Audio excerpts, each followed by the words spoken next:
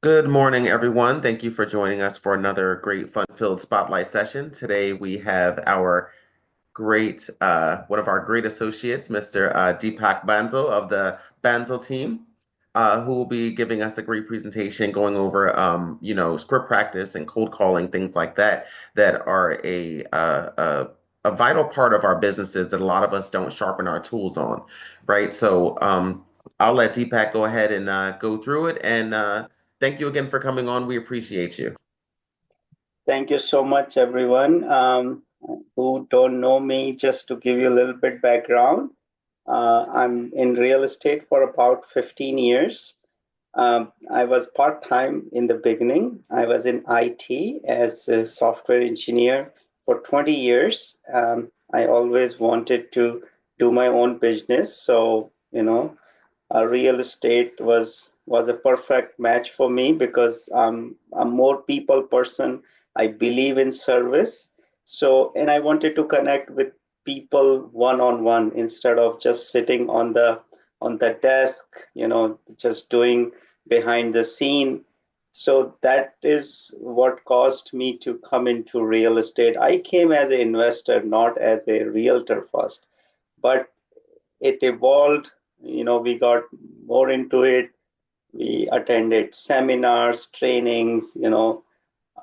We went into this full time. I left my job, full time job, and went into this. So that really helped us because then I could focus on this 100%. So that's just a little bit about me. Now we are husband wife team.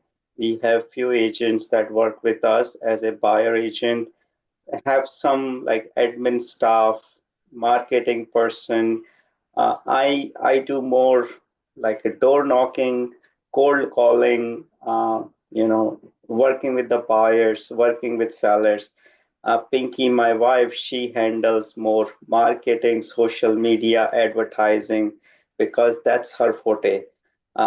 Everybody has their skills. I'm more, people, belly to belly guy, and that's how we evolve our team. In regards to lead generation, door knocking, or cold calling, as you know, we need there are four things that are most important for the realtor. It's prospecting, follow up, appointment setting, and negotiation. If we are doing anything other than these four things, then we are technically doing a $10 an hour job. And I'm guilty of that myself.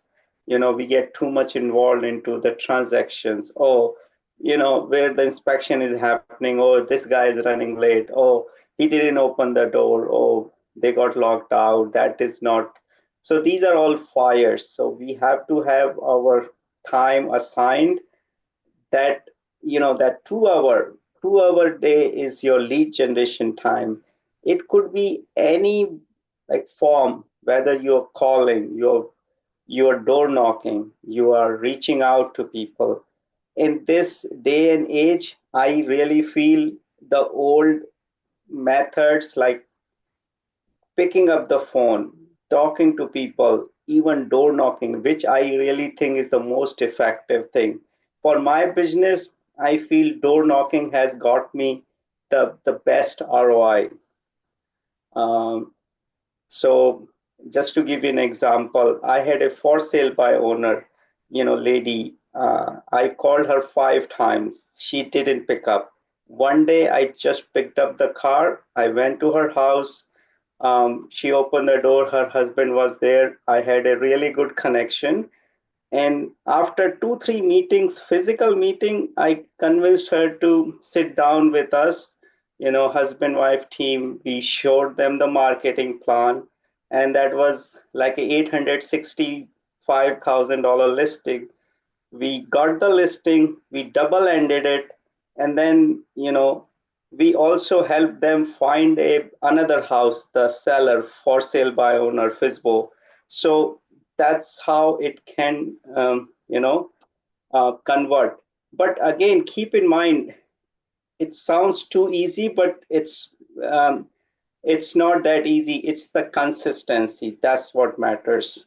And what I see, even the big coaches, like you see Tom Ferry, you see Tony Robbins, all these big coaches, how many people attend their trainings? It's all about numbers game. When you are doing a lead generation, when you are doing any like prospecting, keep in mind it's always a number game. If you go to Tony Robbins, you go to any big coaches, they have about 5% conversion. So if 1,000 people join in, less than 50 people subscribe to their training, subscribe to their monthly subscriptions or what.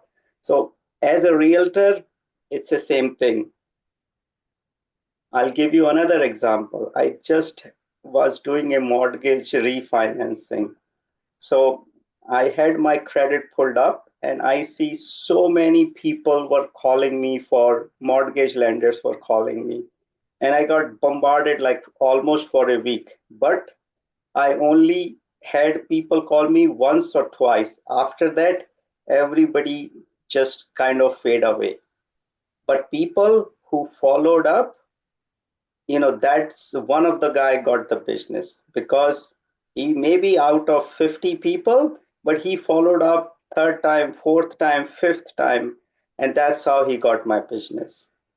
So as a realtor, do you think the consumer is having the same issue?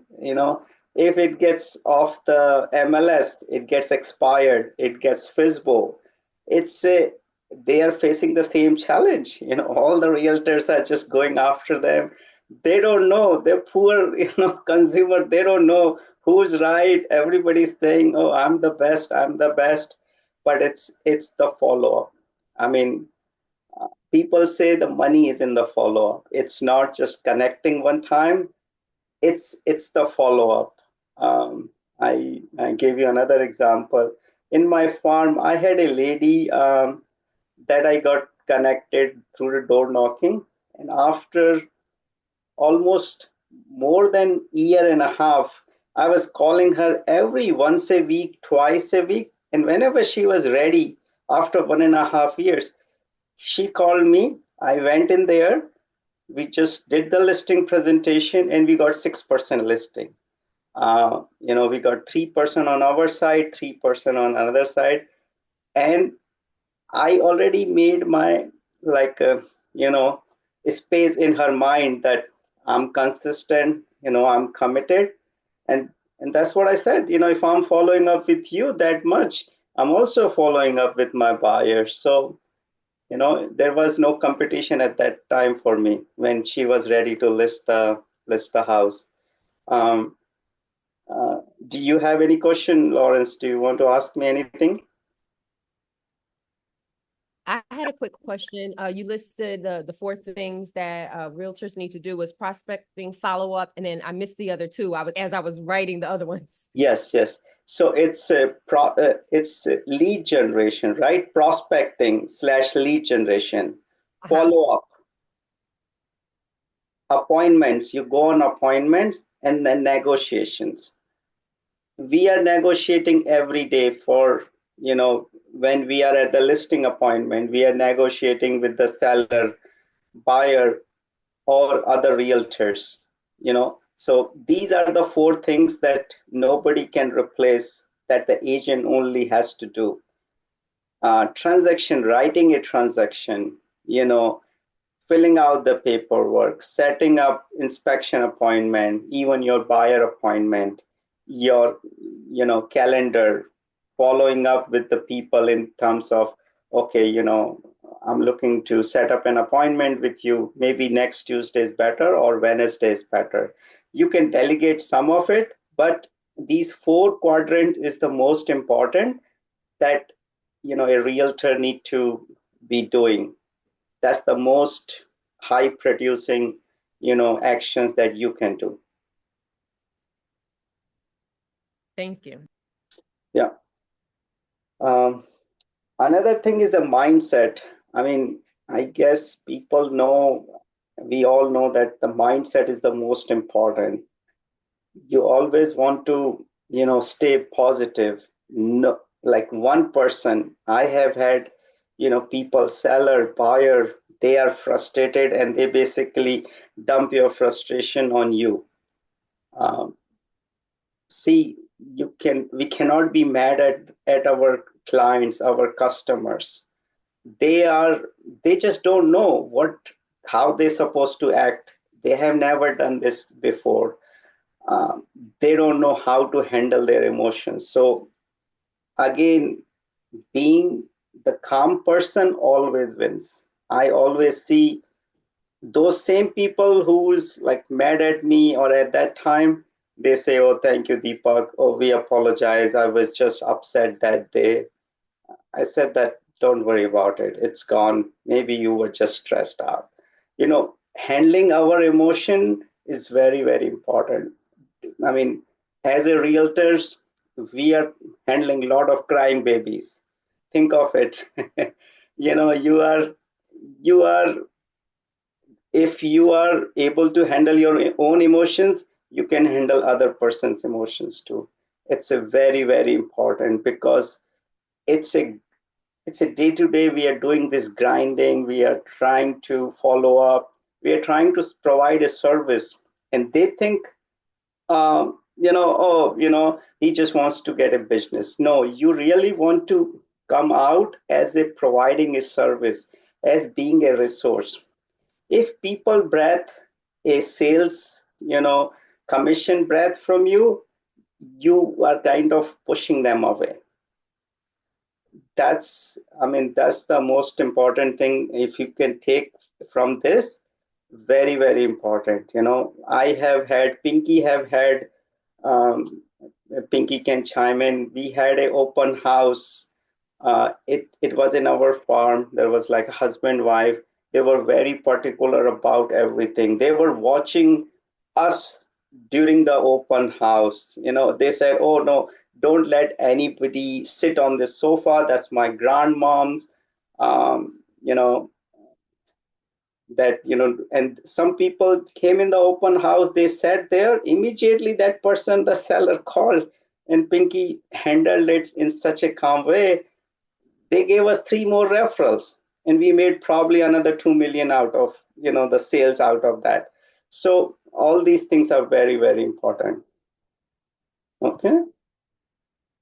So it is very, very important how you handle. So I was just coming to that mindset. Have your affirmations, like, our affirmation is like, I'm a lean mean appointment setting machine. When you go into the lead generation, say it 5 times, 10 times. That would help you. Before going to sleep, make sure you shut down everything. Our coach always said, write 3 things that you are grateful for, and it has to be different. It could be anybody, open the door for you, anybody offered you any help. My, that landscaper cleaned my snow, for me. So I'm grateful for that. It just, you cannot be upset, you cannot be gruntle if you are grateful. So follow, the technique. Be grateful for like 3 things. End of the day, write those 3 things every day, and you will see a better change in you. You will see, yes, you are more calm, you're relaxed, you don't like get reactive with people, because these days everybody's getting so reactive. They just get into the moment. Somebody talk to me badly, I'm going to talk back the same way. It's going to affect you, and impact them also. So your systems, I would definitely talk about your systems. Systems are very important. We are all day running around, meeting the people. You have to have a very good CRM, customer relation management system. It could be as basic as a spreadsheet. If you don't want to spend any money, I met these 10 buyers, 10 sellers. I'm prospecting with them. every week, every month, I'm reaching out to them.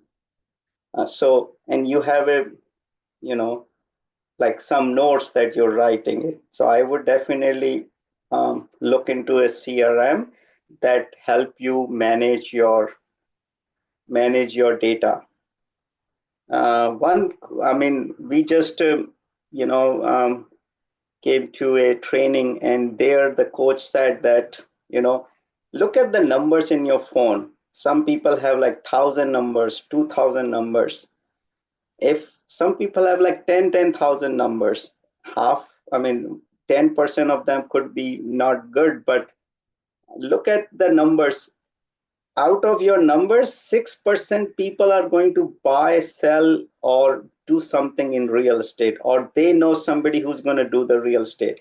So if you have 1,000 people in your database, you could get 60 transactions out of it. And that's proven math. It's not like something I'm making the number. Some people have even higher conversion. So you know and we have so many tools today. You have Remind Pro that comes out of the MLS, that has the leads, that has phone numbers, that has email. In terms of calling, you can call around the listing, call around the sold. Doesn't matter if it was yours or any other company, any other realtor. As a real estate company, we have sold that house. Do you know anybody who's thinking of buying, selling, or investing in real estate?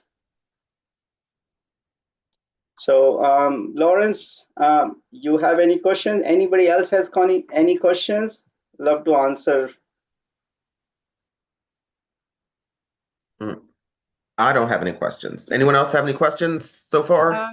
I have a kind of a question. Like I'm kind of intrigued by the whole door knocking thing. I have not done it yet. Of course there's a little fear involved, but do you do it based on people you've already contacted, or do you just go into a neighborhood and just start knocking on doors? And where do you find when do you find is the best time? Like in the evening when people come home from work, in the middle of the day, you trying to catch those people? Like what's your approach? So I have 99%, I have door knocked like during the morning hours, like 9 to 11 or 8 to 10, 8 to 11.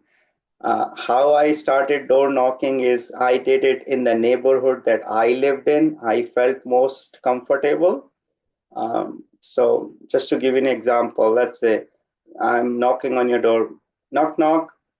Then you can say, yes, who are you? What do you want? So then I say, yes, hi, my name is Deepak Bansal. I just sold your neighbor's house at 123 Banana Street, and we had 5 offers. It went above asking offer. Wow. You say, wow, it sold for like 20% higher. Yes, we got like 10 offers. Do you know anybody who's thinking of, buying, selling, or investing? Oh, no, I don't know anybody. Do you have any thoughts? Oh, no, my son is in high school. Maybe after 3 years, we may think about it. Is that okay if I stay in touch with you? Yeah, sure, you can stay in touch. Jennifer, here is a list of vendors. These list of vendors come from a very good reference, but you should do your due diligence. Here's the list. Would you like me to keep you updated with the market? Yeah, that's fine. So, I get your email, I get your phone number. Sometimes I don't get it. Oh, no, just send it to me. I would love to send it to you, Jennifer, but it's just hard for me to send, 1,000 people the report. Whoever signed up, we can customize a portal for you where I'm sending you only once a month, and that you can unsubscribe if you don't see a value. But we also do a lot of events, like community events, ice cream social, picture with Santa, Thanksgiving pie event. And as a community, I serve this community and I want you to be part of it. So what's a good phone number or an email? I get their email, I put them into my CRM, and then every month I'm just sending them something of the value.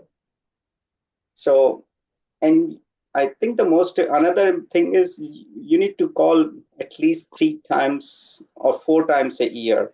Hi Jennifer, this is Deepak. I met you at your house. It was pleasure meeting you.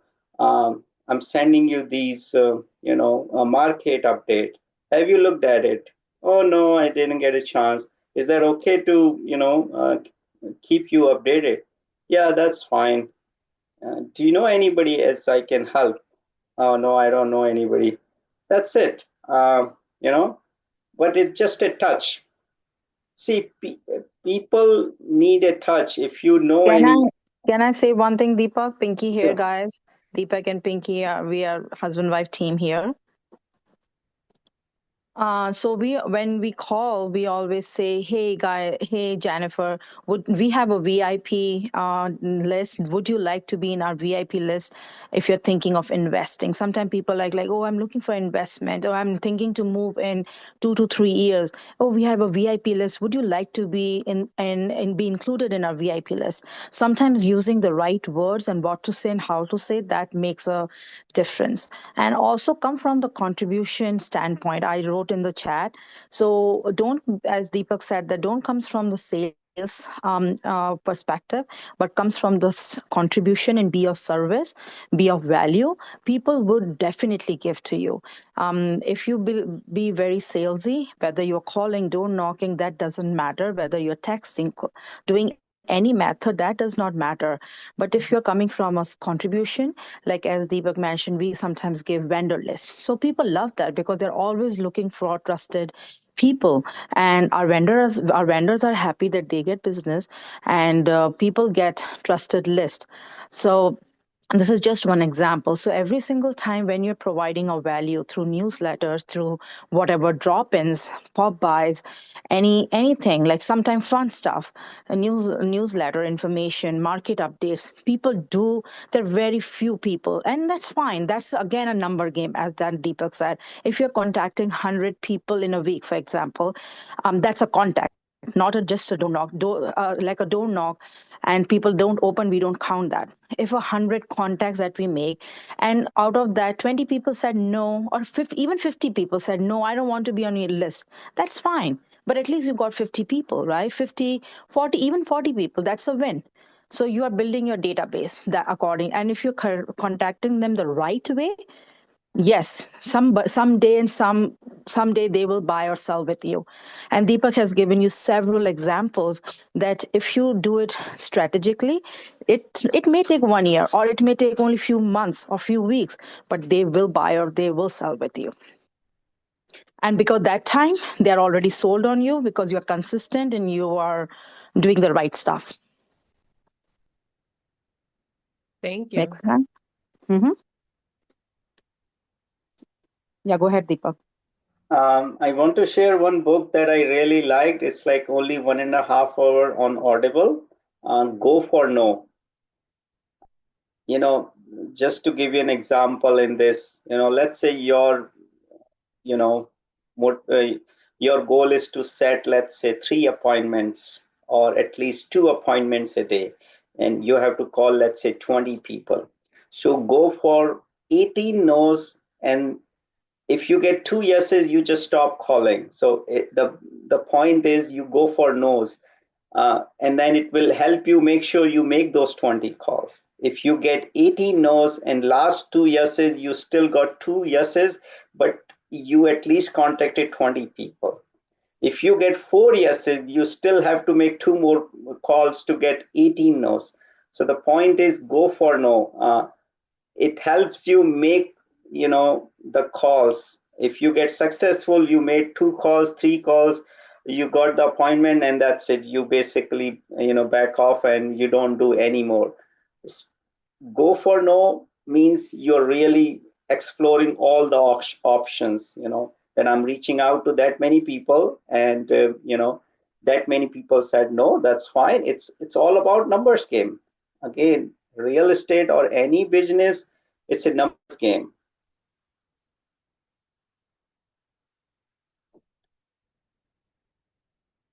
So Another thing I heard from one of the coaches, it's Deepak, you like, want to share that story, the Girl Scout cookies, that when we did the no thing, the yeah, go or no, yes, yes. that So was very my powerful. daughter was, I don't know, seventh or eighth grade. She was selling Girl Scout cookies. And we have a large family, I mean, a lot of friends. So she normally, sells like 8 to 10 boxes. You know, I mean, family member, they're just obligated. So they buy the cookie, one or two cookie boxes. So at that time, I said to my daughter that you're not taking the order from any family member or any friends.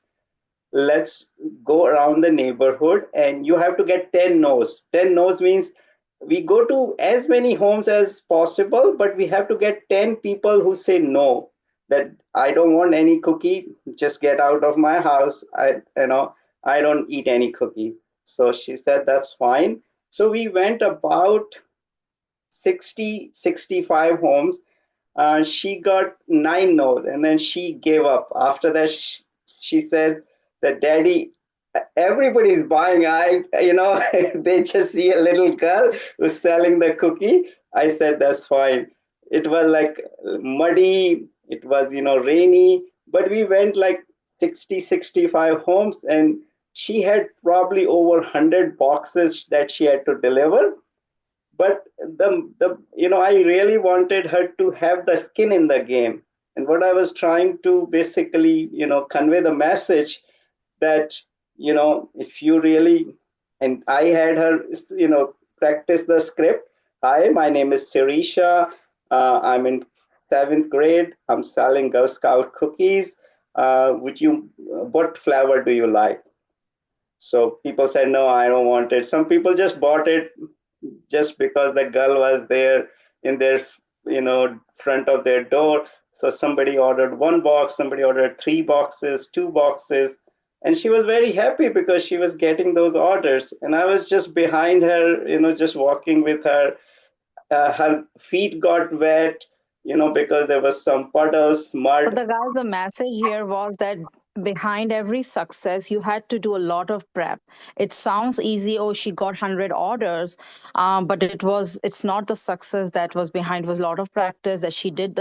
Even though she was very little that time, very young that time, but she did. And no matter what the circumstances, no excuses were accepted. Though it's cold, it's rainy, she did door knock so many doors. People were ordering. They were saying yeses, but she has a clarity of the goals that she had to do. So all those things also apply to us as a realtors as well. So we have to do that. No excuses. First of all, that today I'm not in a mood. I don't have my scripts ready. My skills are like, you have to do your skill building. You have to do your scripts ready, whom to call, what to do. What are you texting today? Are you calling today? Are you door knocking? You need to know what you're supposed to do. Clarity and focus is the main thing. Success is breeds when you're clear and very focused, and we fail when we don't have those things. So that is very important. So this is just example that we use because and she still remembers, my daughter still remembers, oh dad, you did that when she was so young. So, okay, I wanted to share that. That's awesome. Thank Yeah, you. no, I think it was a very good experience for her and for us as well. That, people should have the skin in the game. Otherwise, they just take it lightly. It's not just a Girl Scout cookie. No, there's work involved in that. So, as a realtor, our most important job is to help people come from the mindset that if I talk to, 10 people, I'm able to help 2 people, 3 people. Script practice is very, very important. Another thing I would highly, highly encourage everybody is the script practice. Uh, like you have your contacts, people you may know very well, some people from friend to friend. That's called SOI, sphere of influence. The most important thing you can do is stay in touch with your sphere of influence. They call it four: family, occupation, recreation, and dreams. Hi, Lawrence. How are you doing? How's everything going? How's your work going? So let's role play with you, Lawrence, on SOI, which is the easiest for anybody who can Hmm. do. So let's say you are my SOI, I'm a realtor. Hmm. So I give you a call. Ring, ring. Hello? Hey, Lawrence, how are you? It's Deepak Bansal. How are things going with you? Hey, Deepak, it's been good to hear from you. I'm doing well. Everything's going great. How about yourself? Wonderful, wonderful. I sold you house 5 years ago. How are you and your wife doing? We're doing great, man. We love it here. We still thank you, for all your tactics that you use in order to get us this home. No, it's our pleasure. It's our pleasure. And how are the kids doing? Are they in middle school, high school? The kids are doing great. My son is going into his second semester of college. My little one is starting, well, he's in first grade. So, they're both doing really well. Wonderful, wonderful. So, and your elder one is going to college. Have you thought of like investing somewhere in where he's going to college so you can build some equity?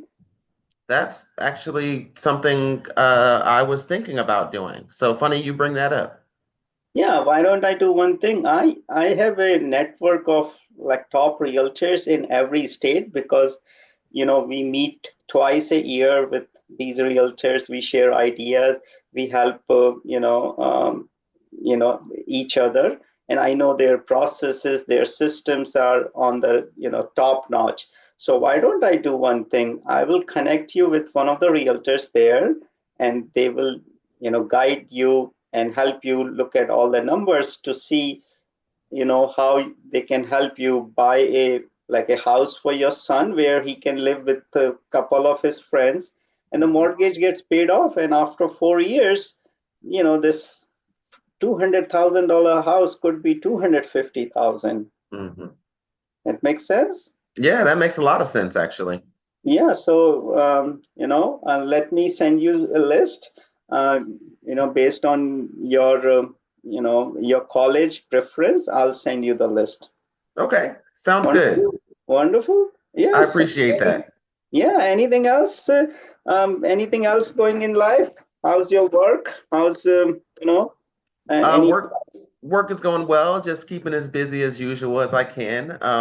We're actually planning our vacation coming up. So that's, just a couple things we're looking forward to this year. Yeah, wonderful, wonderful. And if you need any help, any advice, let me know. And you have built so much equity in your house now.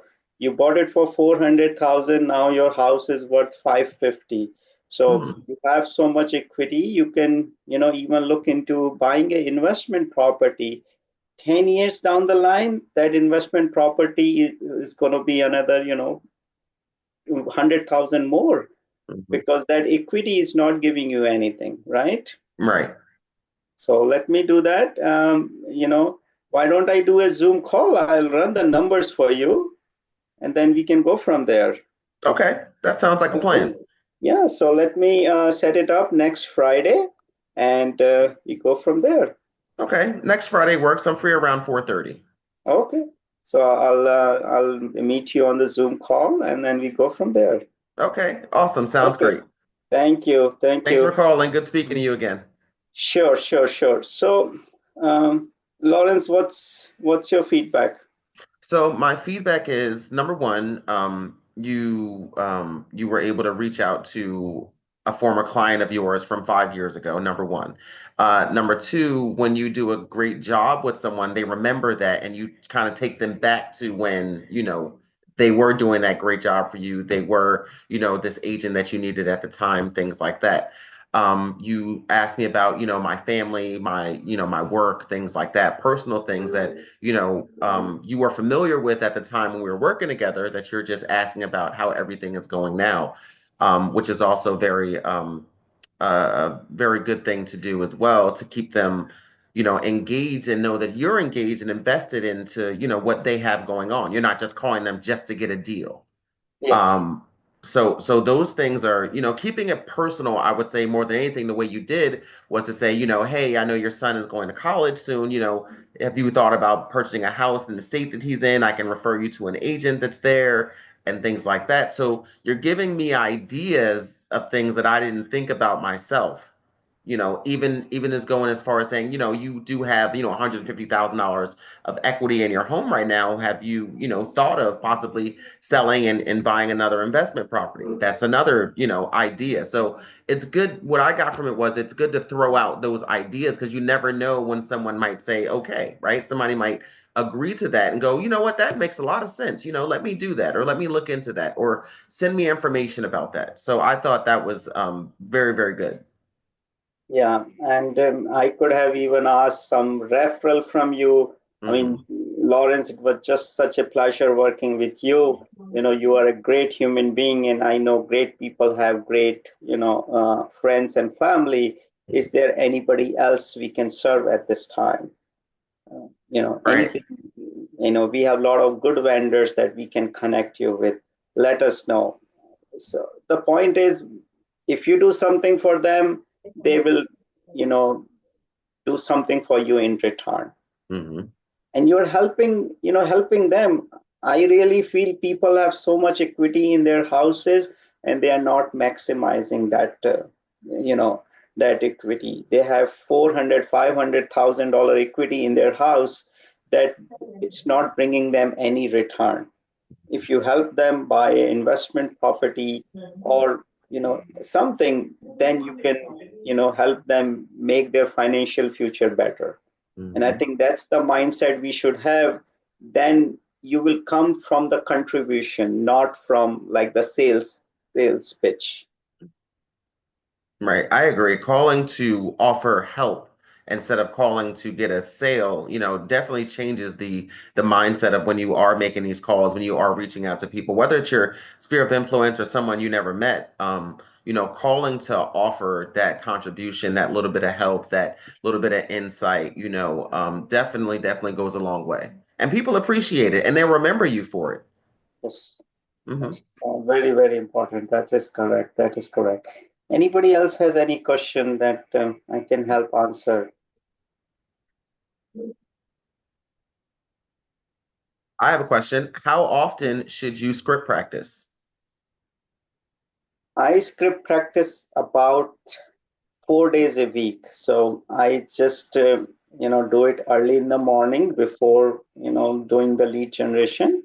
So it's like 20 minutes to half an hour, whether you're doing for sale by owner, expires, sphere of influence, even the network. You should network with other people, like the financial planners, the tax accountants, attorneys. They all have their own sphere of influence, they all have their clientele. And I have Hmm. had like tax accountant gave me couple of people that, because they see their tax returns all time, they know how much they are making, and they can suggest that you've been renting it for 10 years, you make over $150,000. Why don't you buy a house? It's going to help you in your taxes. And then when they connect with you, then you can basically, I will highly encourage everybody, if you do a buyer, if you work with a buyer, make sure you do a buyer seminar with them. Uh, Buyer consultation, not seminar, but a buyer consultation. You can call it a buyer strategy session. Try to understand their needs, requirements, their motivation. If you understand like what their motivation is, you have a better chance of converting them and Hmm. staying with them, because we work so hard with the buyers, they come and go. That should not happen. Have them come to the office. If they cannot come to the office, meet them even at a coffee shop. Have your buyer consultation ready. You can download from Keller Williams site, or you can create your own, because now you have to have a buyer exclusive agency agreement too. And it is Hmm. better to meet in person and explain it to them.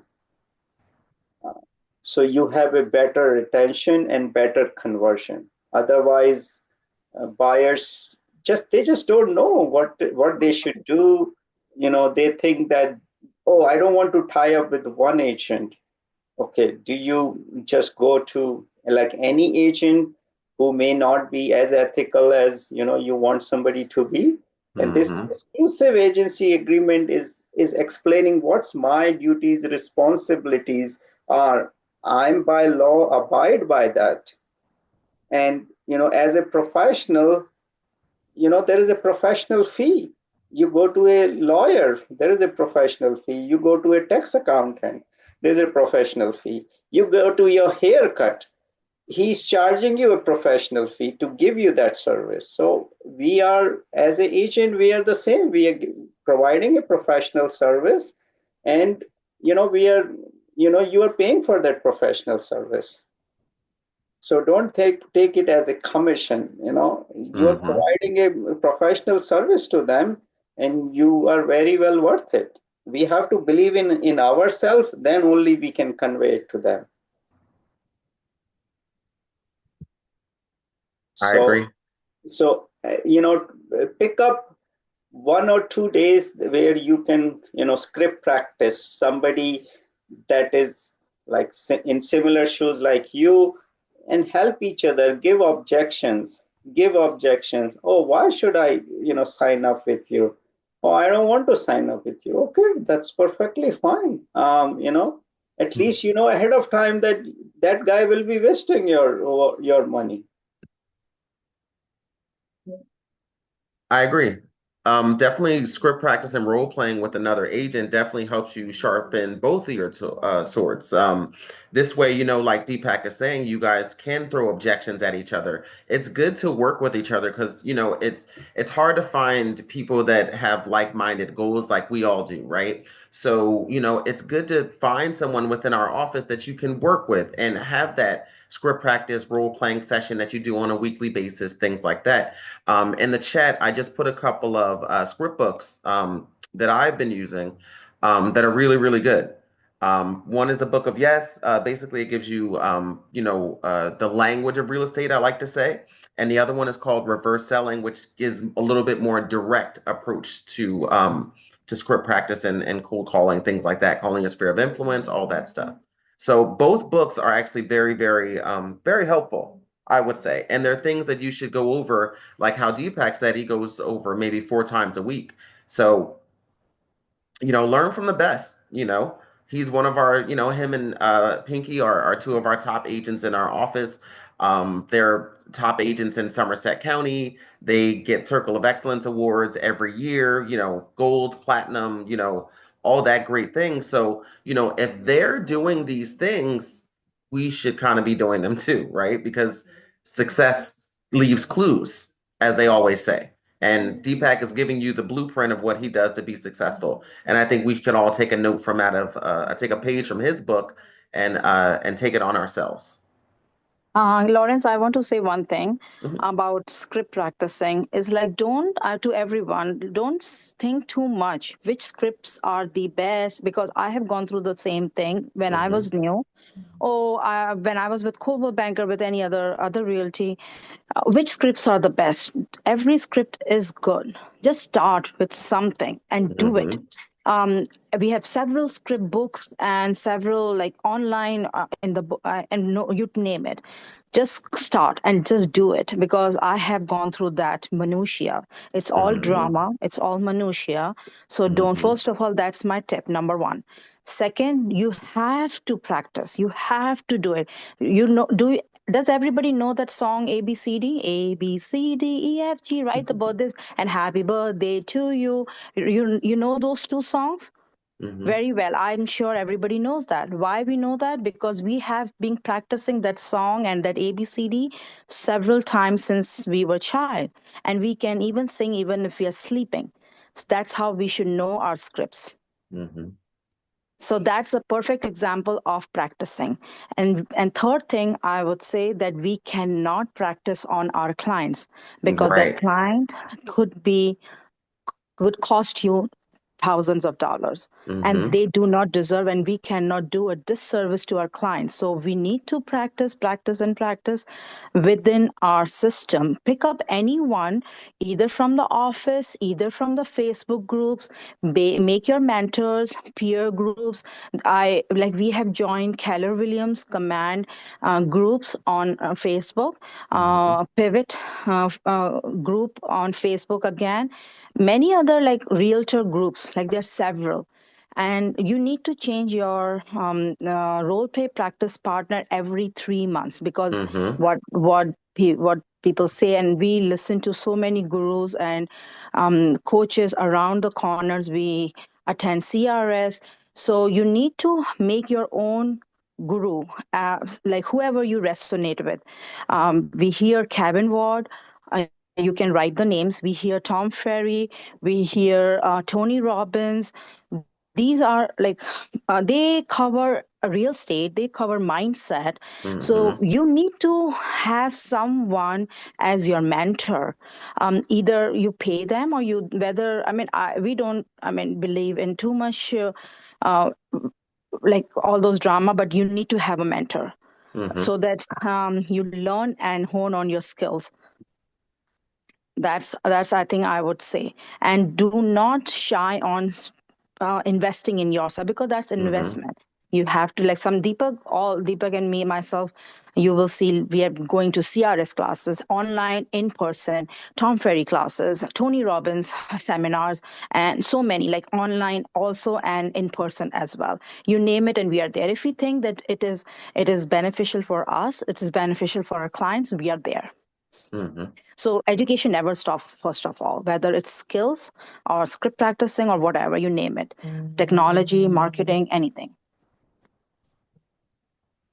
I absolutely agree. To Pinky's point as well, finding a mentor, like, even a virtual mentor, like she mentioned Kevin Ward. Look, mentor could be anyone. I think Right. I use Joe. I use Joe Yeah, Kozo Joe from our Kozo has been office. my mentor forever.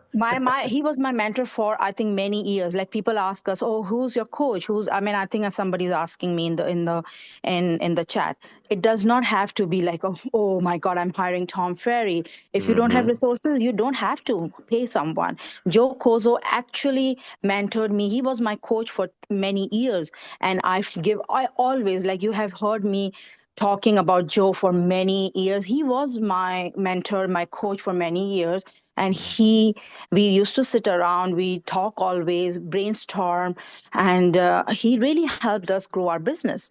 So, and along with him, many mentors locally, many coaches locally. So whoever you think that, oh, I can scrub his or her head and learning anything.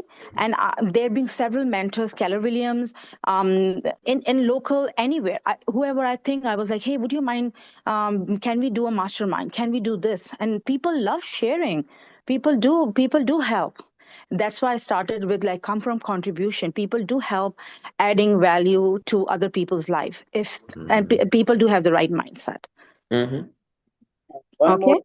I would say to everybody that, like sometime your friend or family ask you an advice. I'll give you a perfect example. Yesterday, somebody called me and that I know, they're friends with, they were looking to buy, they were on and off looking with me. And then they ended up buying a house from for sale by owner. And then he asked me, oh, can you send me a painter? Can you send me a handyman? I sent it to him. He said, no, no, thank you so much. He didn't give me any business. But I said, that's fine. Then he called me again yesterday night. Oh, my landlord is sending me these legal notice. What should I do? So I listened to him. I gave him advice. I sent him few attorneys. I could say, oh, you didn't buy from me. Why would I even help you? Now you are in trouble. You're asking me. No, I provided the value. I don't know, 5 years, 10 years down the line when he will sell this house, maybe he will ask me. My job is to stay on top of it, be a resource for him. I said, if you ever need any HVAC guy, any plumber, handyman, electrician, let me know. I'm there for you. If he didn't buy, it's okay. I'm providing a value to him. I had the same thing. Another gentleman, he was having some issue in his basement. I helped him buy and get an electrician, so he got the township permits and stuff. After like 3, 4 years, he interviewed Redfin. He interviewed us, and we got his listing. We sold it. We made 2.5% on the selling side, and he's still our friend. So you never know, don't take it, oh, he didn't use me, or he only calls me when he needs something. He never referred me any business. It's okay. You know, the people we know, we have much better conversion, easier because they already sold on us. They already know us. You know, getting out there, getting a new lead, converting it is so hard. People you already know, they are in your phone. That's the numbers you have in your phone. That's gold. That is gold. Those are the people is easiest to convert. Have people birthdays, call them on their birthday, wish them on their anniversary. you know a lot of people call Facebook. I mean, Facebook, everybody post. You are the only one who's calling. Oh, hi, Lawrence. I just saw it's your birthday. Happy birthday. Wishing you all the very, very best. I want you to have this year best year, and any year after this, have a best year. I'm not talking about real estate. Then some people said, oh, why you didn't talk? I don't want to ruin my call. It's about him. It's his birthday. He will ask me, oh, how you are doing. Oh, yes, this year is a little slow. We are working hard to ramp up some business. Oh, Lawrence will say, oh, don't worry. If I know somebody, I'll let them know. you know I'm providing a value. The people you have, collect their uh, birthdays. Hey, Lawrence, I thought of just, I was thinking about you. I wanted to call you. How are you doing? Hey, Lawrence, I always like to wish, my friends, family on their birthdays. For some reason, I don't have your birthday saved. I just need a month and day. So I want to be the one to call you, for your birthday. He would never say no, that, oh, don't call me on my birthday. You say, yes. Oh, that was so sweet of you, my birthday is in March. Okay, that's fine. Now it's my job to call him, and you will see, he would never forget me, because his family members who he thinks they will call you, they just wished him on WhatsApp and then be done with it. Right? So see, real estate is a people business. It's personal, we cannot be a secret agent. We want to be in front of people, and that's how you will get more repeated business. Once Lawrence sent me his friend is already sold on me. I don't have to convince him that I'm the best agent. Lawrence did the job for me. No, Deepak, Pinky, just go to them. They're the best agent. You don't have to worry about it.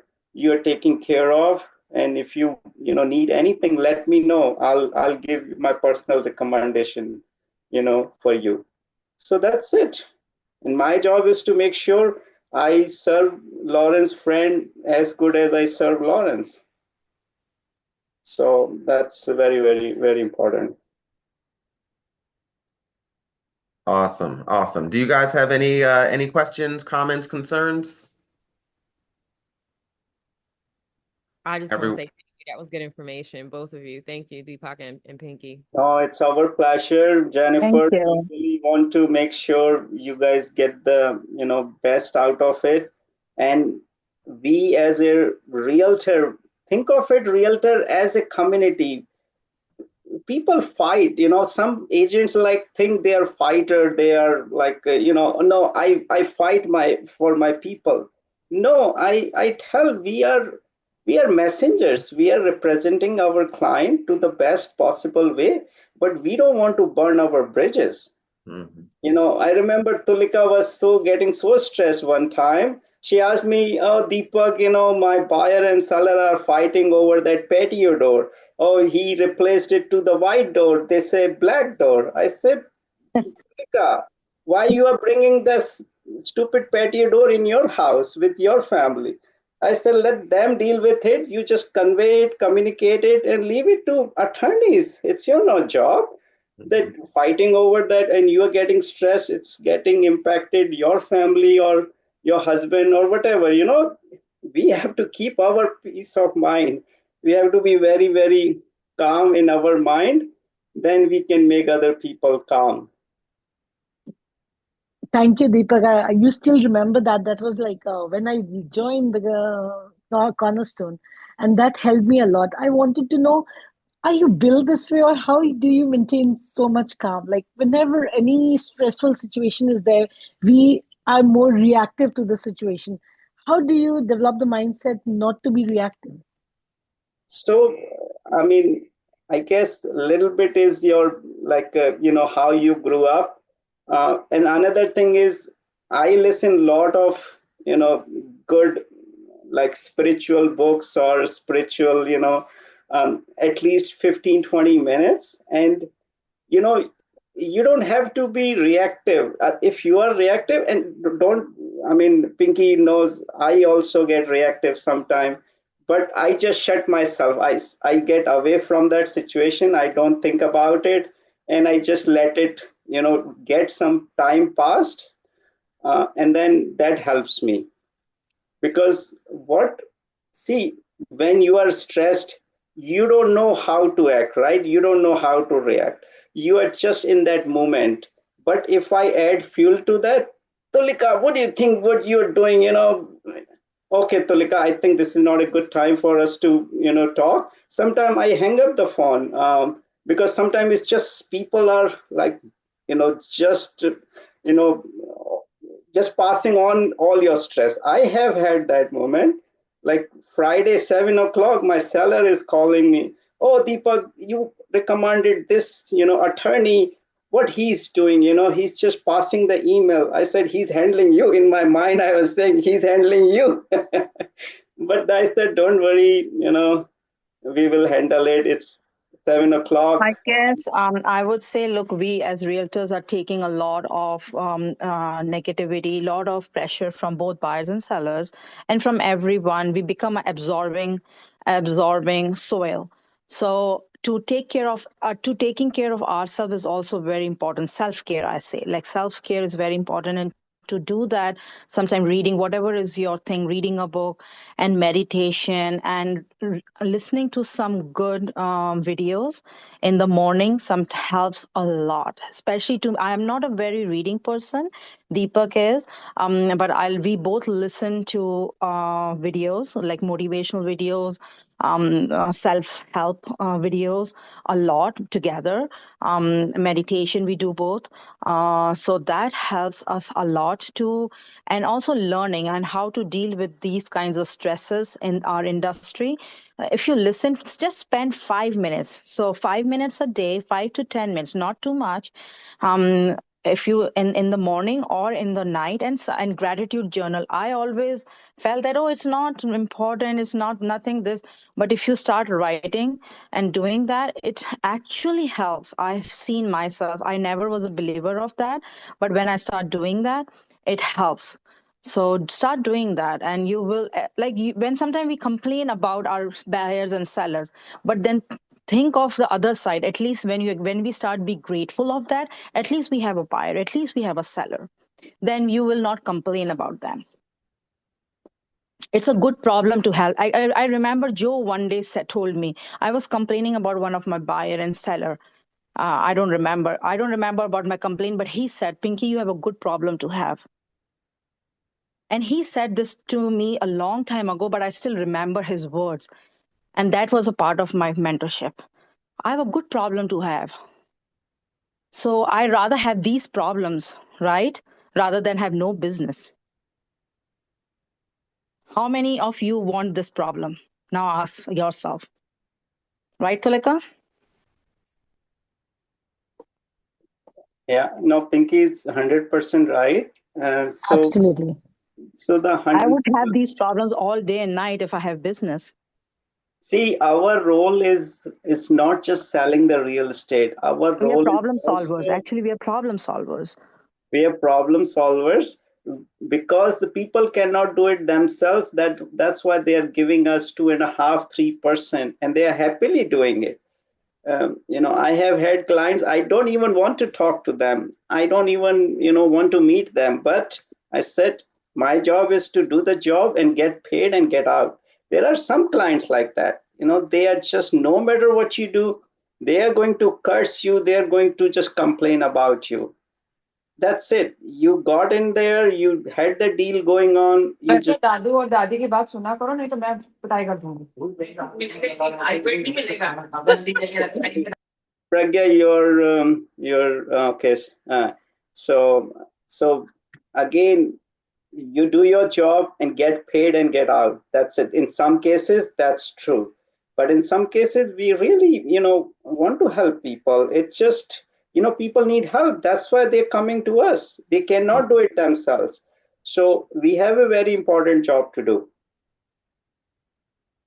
I agree. I agree. I Okay, think guys. having a level of empathy for the people that you are helping, Yes. whether their situation, because a lot of people are dealing with a lot when it comes to buying and selling situations on the other side, personal situations, family situations. There's always situations that, people are dealing with, whether buying or selling real estate. So sometimes those situations boil over and you're the person that's standing right in front of them.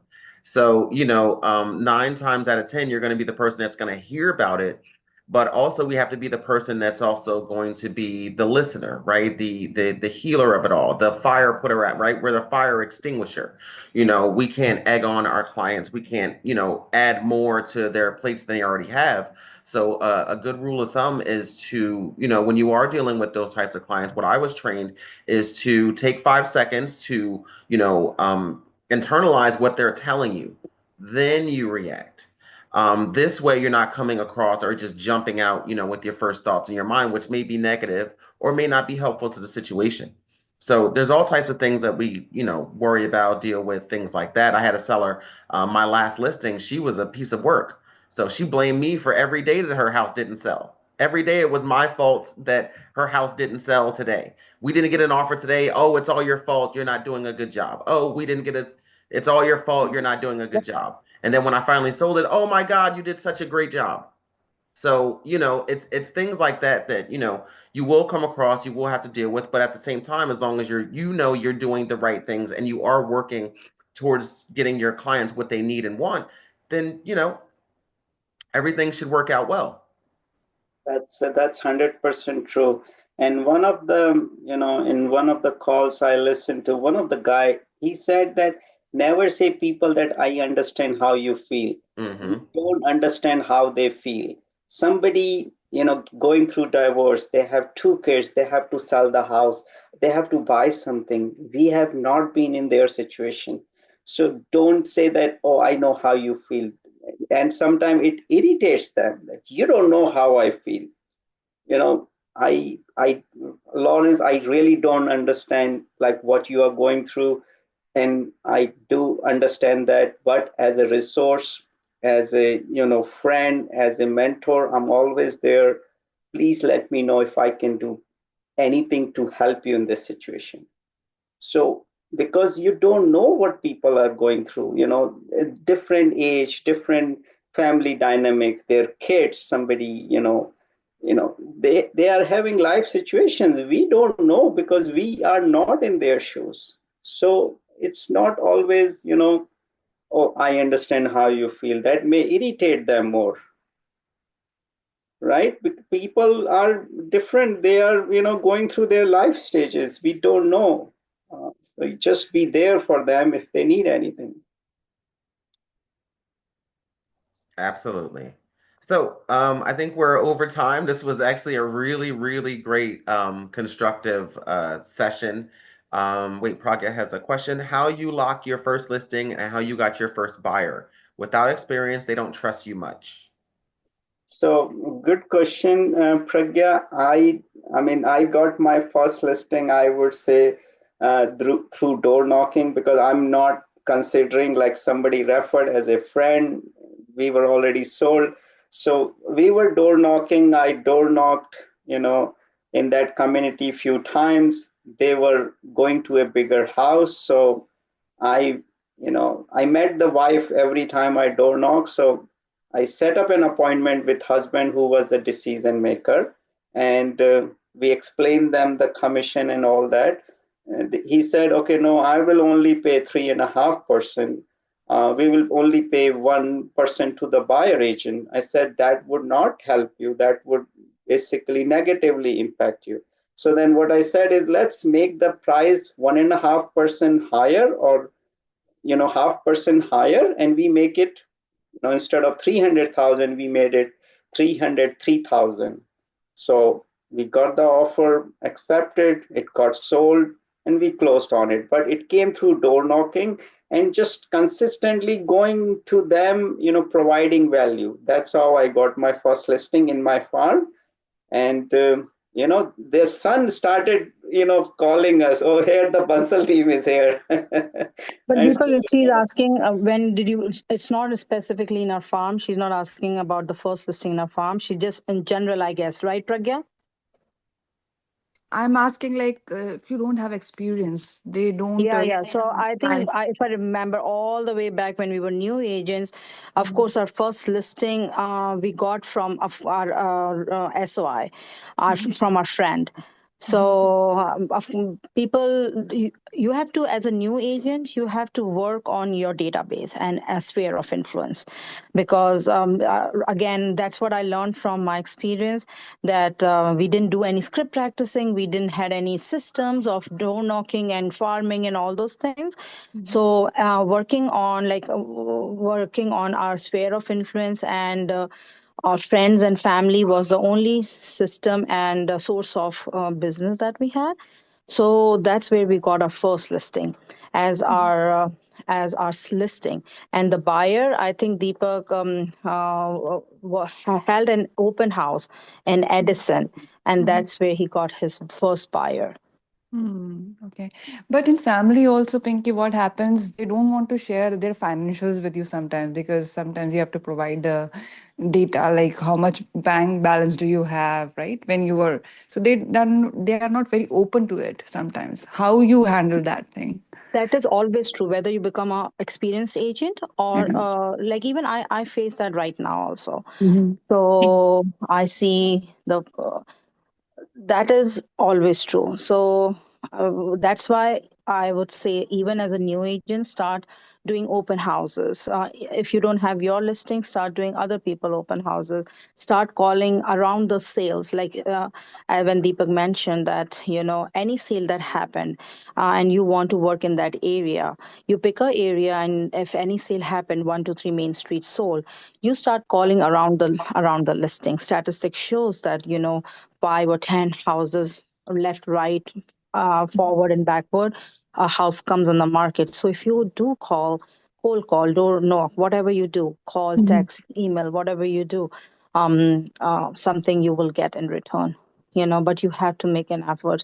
uh, yes, sphere of influence, that is always a challenge. And again, if you come from contribution, and we talked a lot today about those things, these are all systems that not every sphere of influence, your friends and family will come to you, but people will come to you.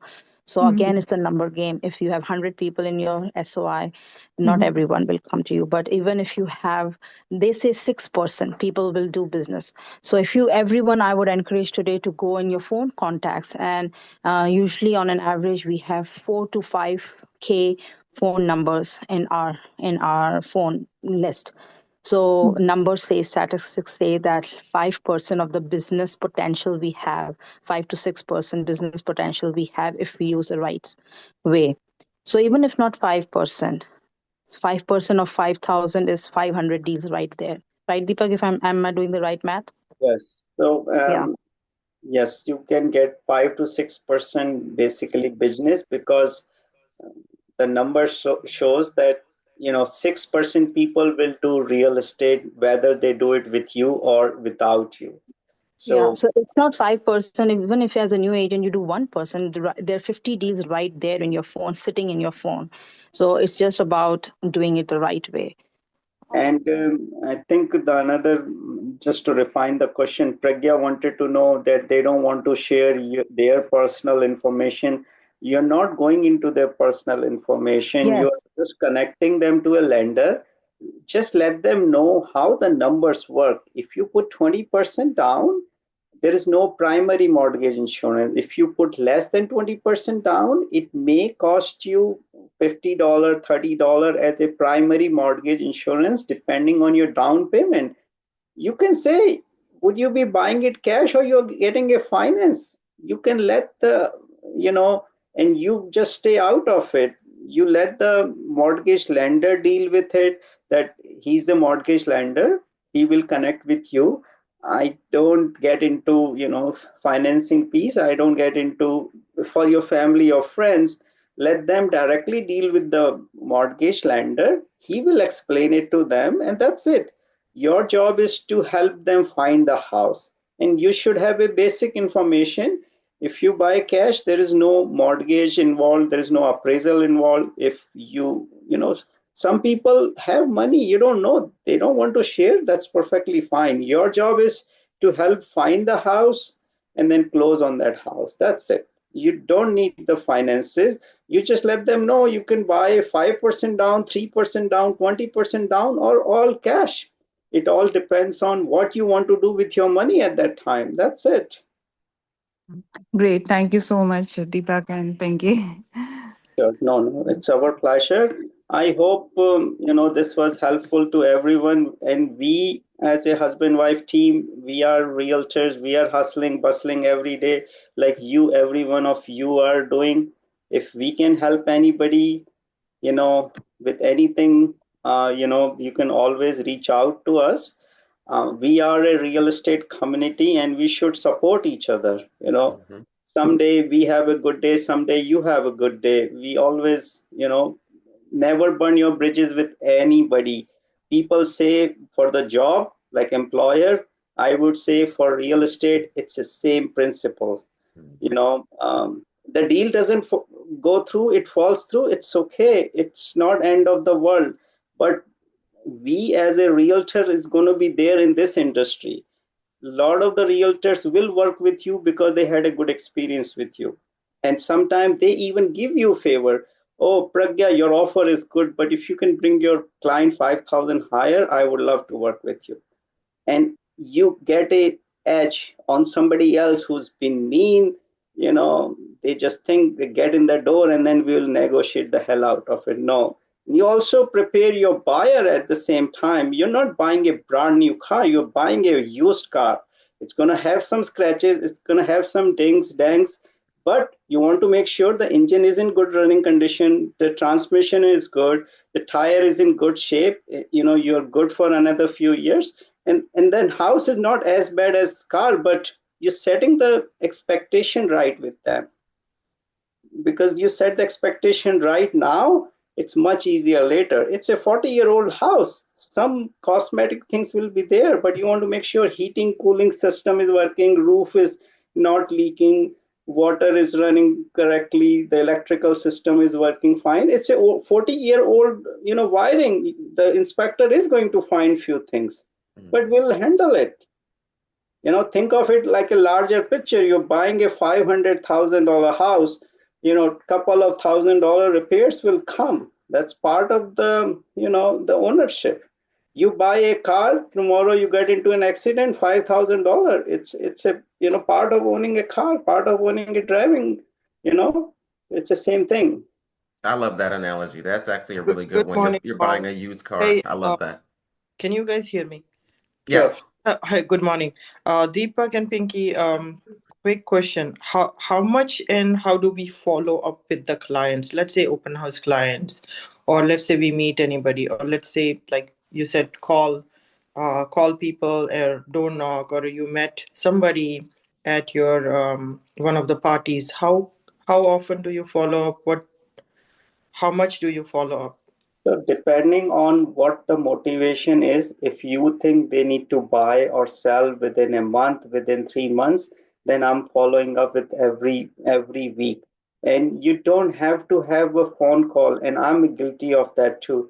You have to build a system in a sense that it would be different mode of follow up, like phone call, text message, email. put them into a drip campaign. Sometime too much follow up is also not in your favor, because then they feel invaded. Oh, this guy is just behind me. No, you want to provide a value and have a different methods of communication. It cannot be phone call or text message all the time. You have to incorporate it into a email and then provide some value. um, you Because you don't only have one person to follow up, you have 100 people, right? And Yeah. so you have to really balance it out. And Deepak, one more thing. There's a couple of people I have met and know that they have been looking for homes for maybe 6, 7 years, and they've Hmm. been going around with different realtors. They were almost closing, but they didn't close on deals. This all stories I hear from at least three clients of mine, and they still want to buy the wives, but the husbands, they are like, okay, when the prices come down, we're going to buy. When the interest come down, we're going to buy. When it was low, also they didn't buy, and they they are confused, I guess, and they So what I can tell you in this scenario, first of all, they don't know what is right. The second thing I would say is take an example of one or two houses that they looked at and they didn't get it, and show them the house of the price of that house at that time mhm, and price of that house now. uh, and I would say sit down with them and mhm, really understand how you can help them. If you feel they're not the right agent, I mean, clients, yeah, client for you, I had somebody referred me a client, and I said, okay, let me meet you. I'll explain this exclusive buyer agency agreement. He didn't confirm the appointment. I followed up 2 3 times, then we figured out they are already working with couple of realtors. I said, even though you're buying $1 million house, we are not the right agent for you. yeah, If you really cannot commit, it's a both ways. If they yeah, cannot commit to you and you cannot commit to them, so there's nothing you can help. It's okay, some people are like that. They're not the right client for you. That's all I can say. yeah. Don't waste time with them. Yeah, yeah. No, there is enough business out there. We need to find right people that matches up your personality. Some people are just not right for you, and it's okay to let them go. Yeah. Okay, Thank. guys, I think Okay. Thanks a uh, lot, everyone. thank you.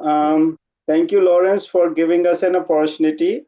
Yeah, Really, absolutely. thank you. I appreciate you guys coming on and giving us, so much information. So when you guys go back and rewatch this, I think you should rewatch it a couple times. You're going to get all types of gems and nuggets and everything that, Deepak and Pinky were, dropping on us today. So this was very informative, and I do definitely appreciate you guys coming on, giving us your expertise on this. So I appreciate it. We are still learning, Lawrence. We are just like everybody else here. And if we can be any help to you, anybody later, happy to help. Awesome. Thank you so much, guys. I appreciate you coming on. Have a great weekend, and I will see you all soon. Sure. Thank you, Lawrence. Bye Thank bye. you. Thank you.